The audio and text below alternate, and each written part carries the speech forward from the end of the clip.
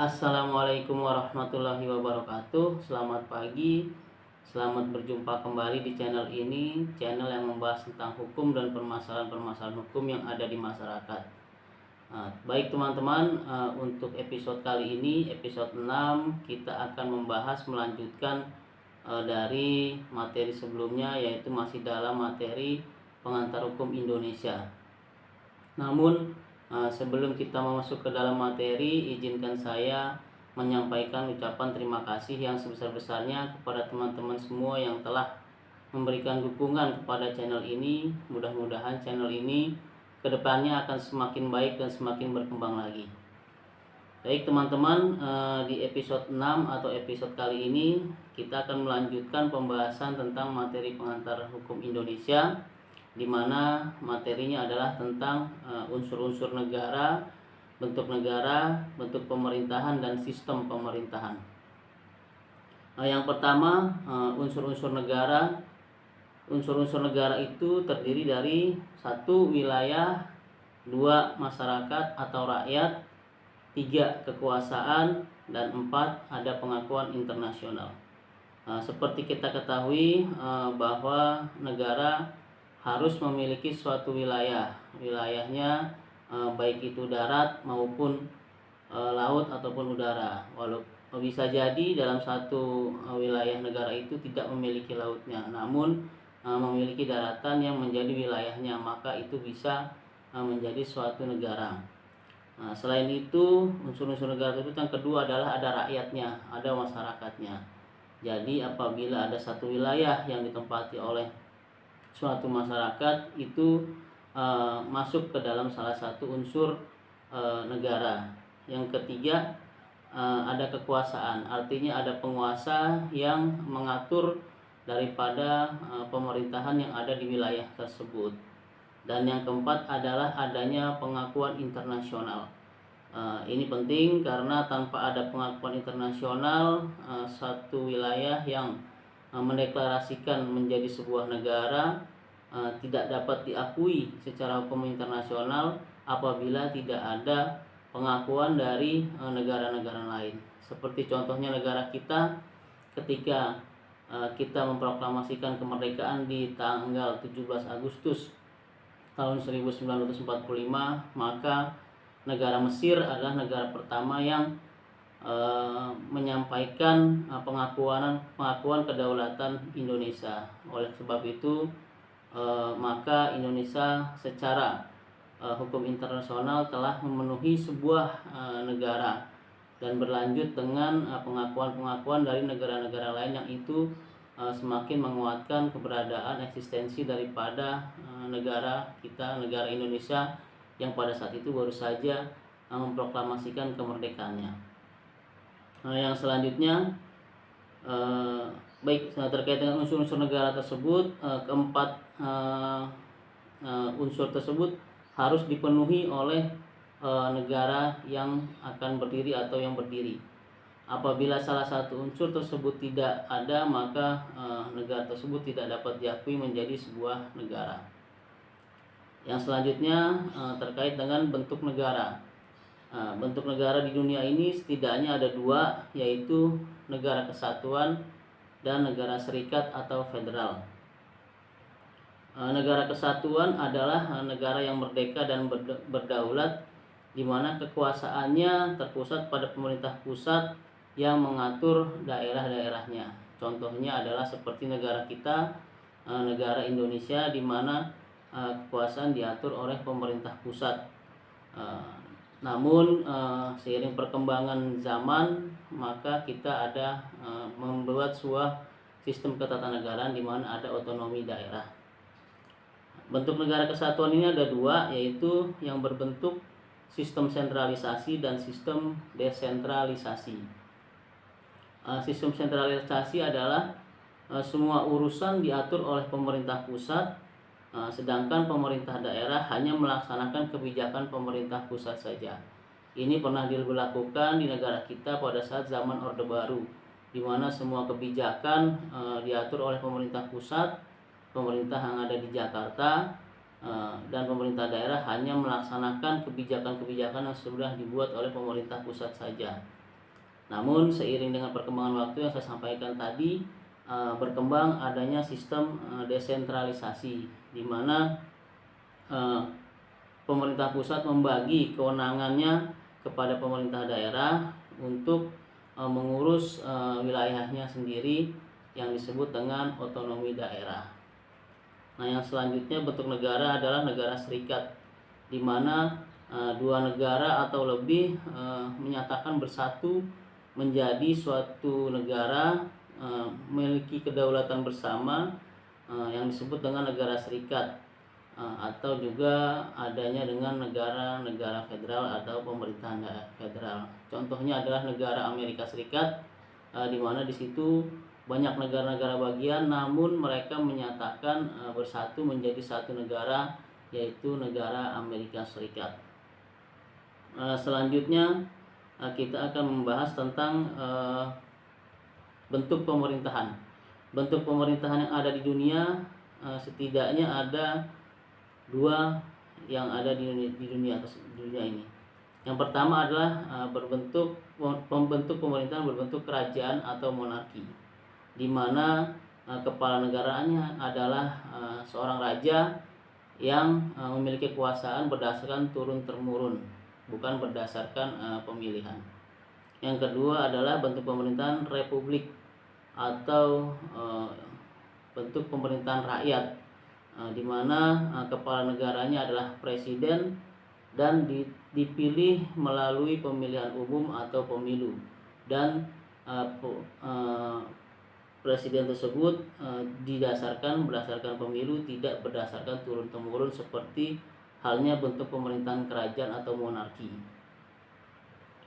Yang selanjutnya adalah ada beberapa sistem monarki atau kerajaan, terbagi lagi menjadi tiga. Yang pertama adalah monarki mutlak atau absolut, di mana murni semua kekuasaan berada di tangan raja. Ada juga monarki terbatas atau konstitusional, di mana kekuasaan dibagi atau diatur melalui sistem konstitusi negara tersebut berdasarkan hukum, tidak berdasarkan mutlak kekuasaan daripada raja. Yang ketiga adalah sistem monarki berdasarkan monarki parlementer, di mana di sana ada kerajaan atau ada raja yang memimpin sebagai kepala negara. Ada juga perwakilan-perwakilan daripada rakyat yang dalam berbentuk parlemen. Selanjutnya adalah beberapa sistem republik, sama halnya seperti sistem monarki, bahwa republik itu ada tiga. Yang pertama adalah republik mutlak absolut, dan yang kedua adalah republik terbatas konstitusional, dan yang ketiga adalah republik parlementer, seperti itu. Nah, yang selanjutnya kita membahas tentang sistem pemerintahan. Sistem pemerintahan ini ada dua, yaitu sistem pemerintahan presidensial dan sistem pemerintahan parlementer. Nah, sistem pemerintahan presidensial ini adalah sistem pemerintahan di mana presiden bertindak sebagai kepala negara dan juga sebagai kepala pemerintahan. Sedangkan dalam sistem pemerintahan parlementer, presiden hanya bertindak sebagai kepala negara, sedangkan pemerintahan dijalankan oleh seorang perdana menteri yang membawahi para menteri-menterinya, seperti itu. Yang terakhir adalah hal terkait dengan negara kita. Ada 7 hal pokok menurut penjelasan umum Undang-Undang Dasar 1945 sebelum diamandemen. Yang pertama, Indonesia adalah negara berdasarkan hukum atau Rechtsstaat. Ini diatur belum masuk ke dalam pasal-pasal dalam batang tubuh Undang-Undang Dasar 1945, namun masih diatur atau dijelaskan di dalam penjelasan umum Undang-Undang Dasar 1945. Nanti seiring dengan perkembangan zaman, apa yang sudah dicantumkan di dalam penjelasan ini akan dimasukkan ke dalam batang tubuh Undang-Undang Dasar 1945, sehingga materi-materi ini bisa atau menjadi sebuah hukum yang pasti, di mana masuk ke dalam batang tubuh Undang-Undang Dasar 1945. Tadi yang pertama 7 hal pokok menurut penjelasan umum Undang-Undang Dasar 1945 sebelum amandemen adalah Indonesia adalah negara berdasarkan hukum, bukan hanya berdasarkan kekuasaan belaka atau maksud. Yang kedua adalah sistem konstitusional, artinya bahwa negara Indonesia semuanya diatur melalui peraturan hukum atau peraturan perundang-undangan yang berlaku berdasarkan konstitusi, tidak hanya berdasarkan keinginan atau kekuasaan belaka yang dijalankan oleh presiden. Dan yang ketiga adalah kekuasaan negara yang tertinggi di tangan Majelis Permusyawaratan Rakyat atau MPR. Yang keempat, presiden adalah penyelenggara pemerintah negara yang tertinggi di bawah Majelis Permusyawaratan Rakyat atau MPR. Yang kelima, presiden tidak bertanggung jawab kepada Dewan Perwakilan Rakyat atau DPR. Yang keenam, menteri negara ialah pembantu presiden. Menteri negara tidak bertanggung jawab kepada Dewan Perwakilan Rakyat atau DPR. Yang ketujuh, kekuasaan kepala negara tak terbatas. Artinya kepala negara kekuasaannya ada batasnya, seperti itu. Nah, yang selanjutnya adalah 7 hal pokok setelah Undang-Undang Dasar 1945 diamandemen. Jadi tadi penjelasan sebelumnya adalah 7 hal pokok yang ada di Undang-Undang Dasar 1945 namun belum dimasukkan ke dalam batang tubuh. Nah, setelah diamandemen, 7 hal pokok tadi yang ada di penjelasan umum tersebut dimasukkan ke dalam batang tubuh Undang-Undang Dasar 1945. Yang pertama adalah Indonesia adalah negara hukum. Di sini dicantumkan di dalam pasal 3 ayat 3 dicantumkan di dalam pasal 1 ayat 3 perubahan ketiga, di mana disebutkan bahwa negara Indonesia adalah negara hukum. Jadi secara tegas dan mutlak telah dinyatakan di dalam Undang-Undang Dasar 1945 bahwa negara Indonesia adalah negara hukum. Artinya segala bentuk kekuasaan pemerintahan didasarkan atau dilakukan berdasarkan hukum. Yang kedua adalah sistem konstitusional. Sama ini juga ada di pasal 1 ayat 3 perubahan ketiga tadi yang menyatakan bahwa negara Indonesia adalah negara hukum. Yang ketiga adalah di mana sebelum disebutkan bahwa kedaulatan berada di tangan rakyat dan dilaksanakan menurut Undang-Undang Dasar. Hal ini tercantum di dalam pasal 1 ayat 2 perubahan ketiga amandemen Undang-Undang Dasar 1945. Sebelum amandemen tersebut, kekuasaan disebutkan bahwa kekuasaan negara yang tertinggi di tangan Majelis Permusyawaratan Rakyat atau MPR. Sedangkan di dalam amandemen diubah menjadi kedaulatan berada di tangan rakyat dan dilaksanakan menurut Undang-Undang Dasar.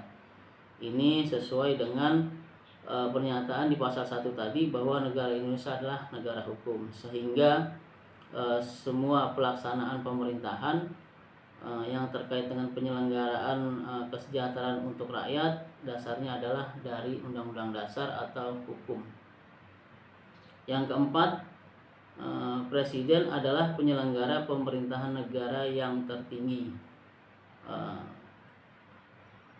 Ini berbeda dengan penjelasan di dalam penjelasan sebelum amandemen Undang-Undang Dasar 1945, di mana tadi disebutkan bahwa presiden adalah penyelenggara pemerintahan negara yang tertinggi di bawah Majelis Permusyawaratan Rakyat. Sedangkan setelah diamandemen bahwa presiden tetap menjadi penyelenggara pemerintahan negara yang tertinggi namun tidak di bawah Majelis Permusyawaratan Rakyat. Sedangkan Majelis Permusyawaratan Rakyat sendiri hanya bertugas sebagai melantik wakil presiden dan atau wakil presiden. Ini sesuai dengan pasal 3 ayat 3 perubahan ketiga Undang-Undang Dasar 1945 setelah diamandemen. Yang kelima adalah presiden tidak dapat membekukan dan atau membubarkan Dewan Perwakilan Rakyat. Ini pernyataan secara tegas bahwa sistem pemerintahan kita adalah sistem pemerintahan berdasarkan presidensial, bahwa presiden tidak bertanggung jawab kepada Dewan Perwakilan Rakyat, dan juga presiden tidak dapat membekukan dan atau membubarkan Dewan Perwakilan Rakyat. Karena pada dasarnya lembaga kepresidenan dan lembaga Dewan Perwakilan Rakyat adalah lembaga tinggi negara yang sejajar dan setara, sehingga tidak dapat membubarkan. Selain sistem kita adalah sistem presidensial, bahwa presiden tidak bertanggung jawab kepada Dewan Perwakilan Rakyat. Yang keenam, menteri-menteri itu diangkat dan diberhentikan oleh presiden. Nah, ini sesuai dengan halnya dengan sebelum amandemen, bahwa menteri negara ialah pembantu presiden. Menteri negara tidak bertanggung jawab kepada Dewan Perwakilan Rakyat. Nah, di dalam perubahan amandemennya dinyatakan bahwa menteri-menteri itu diangkat dan diberhentikan oleh presiden.